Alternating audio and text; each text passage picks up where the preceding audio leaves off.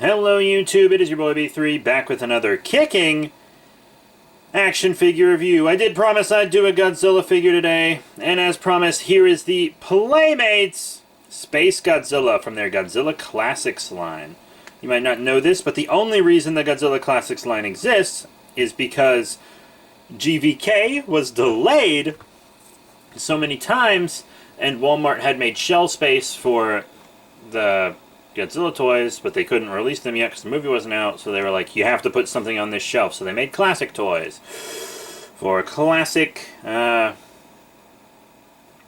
characters. And there's more to that story, and Ultrazilla did a really good roundup of it. But here he is in package.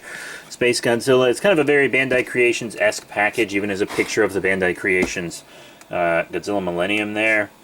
It says SpaceGodzilla on the front, ages 4 and up. Exposed packaging, which is like good for environmental reasons, but for collectors it's not so great because you get things like this.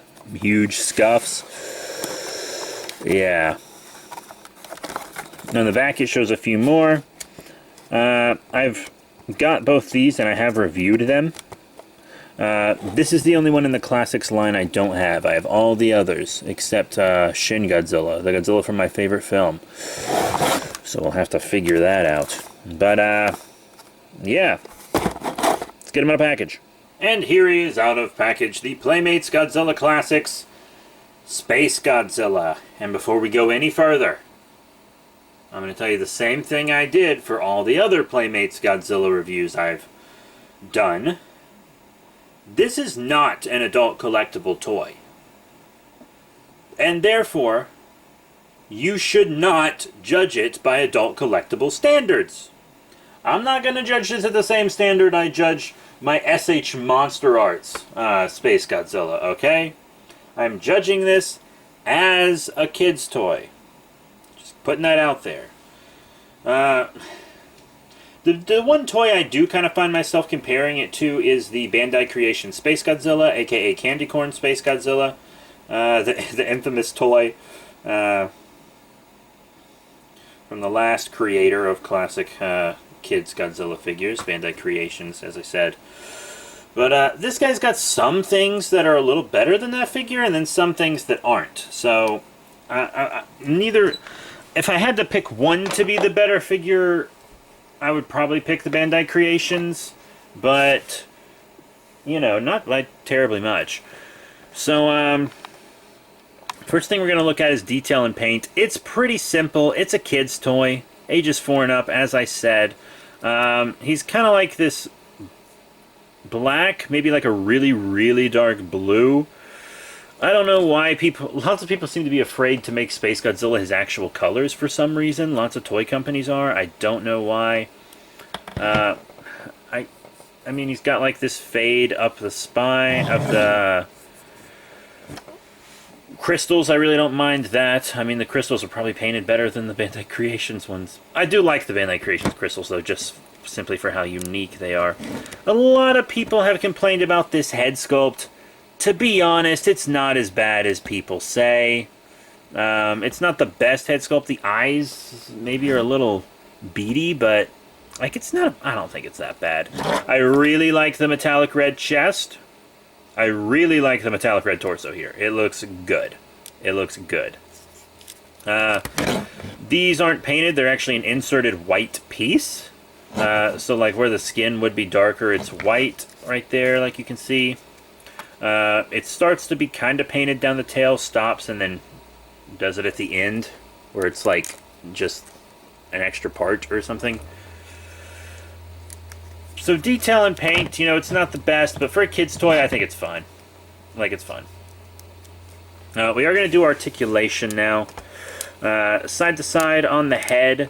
And then here we get into the articulation I don't like. The arms. They're fat little arms in tiny little holes, so they can, like, barely move. Like, why make it a point of articulation if this is all it can move?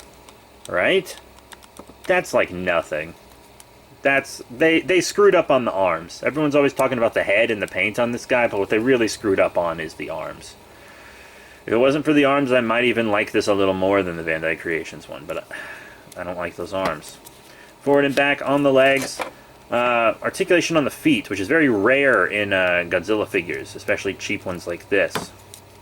You know, there's no articulation here on the tail, which would be like oh, wait. Nope, I guess not. I heard it crack, and I was like, This is where you actually have to attach this part of the tail, because it's unattached in the packaging.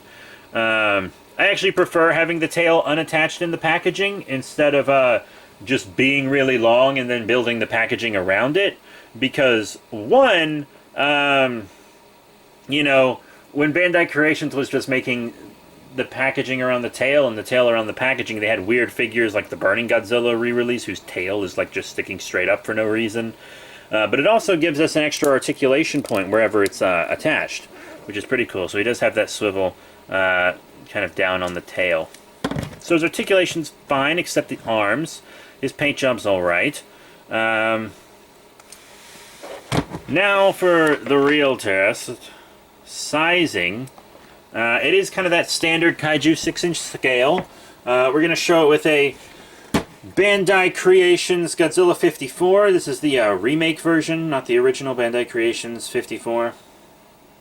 They look fine together. Playmates actually re-released this sculpt. I didn't get the Playmates version of just straight up re-released Bandai America figures. The Bandai Creations straight up re-releases that Playmates did, I just passed on because they're basically the same thing, just with like a different kind of plastic and stuff. So yeah, passed on that. But all the ones that were quote-unquote original I got. Let's show him with a more adult collectible figure. Here he is with the GMK Atomic Breath Godzilla from NECA. You know, this Godzilla figure kind of hunches a bit, but I think it looks fine otherwise.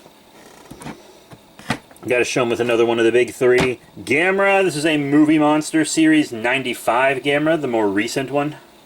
Really like it. Good figure. I got to get the Gauss and Legion Mother that they're making. At the time of recording this, they aren't out, but I think they might be out by the time this goes up. Let's push him back. And last but not least, let's do the Mezco Kong, which I don't think that's bad at all. You know, I like that. The Mezco Kong actually often feels too tall for some of these figures, but, you know, I think it works out. I think it works out. And speaking of Kong, I didn't want to do this without showing him with a Playmates. So here is the Playmates Skull Island 2017 Kong. And I know Kong was much smaller in the Skull Island movie, but I don't really care. I'd rather it be like height to height, kind of like this, than actually screen accurate, to be honest. I think that works out. I really like that. Just felt like showing that Kong because, one, I needed to show up Playmates, and two, you know, got GVK coming out. So yeah, that's that. So, what are my final thoughts on the Playmates Godzilla Classic SpaceGodzilla? This was a $9 kid's toy. And for a $9 kid's toy, this is very fun. If you have kids who are into Godzilla, I think they would really like this. You know, if you got a kid with a birthday coming up, or they did a great job on a test, or a holiday's coming up or something, you know, maybe you'd be interested in getting them this SpaceGodzilla.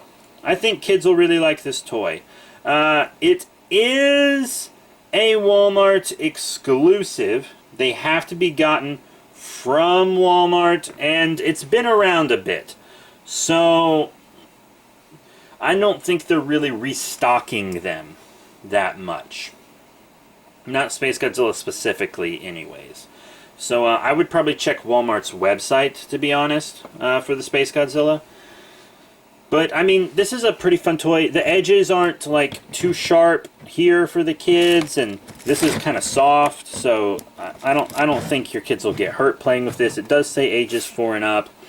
I think it's got a good fun factor. If those arms moved, it'd have a much better fun factor, but I think your kids will really enjoy this. And for adult collectors that understand that this is a kid's toy and judge it by kids' toy standards, I think you'll enjoy it as well. I'm an adult collector.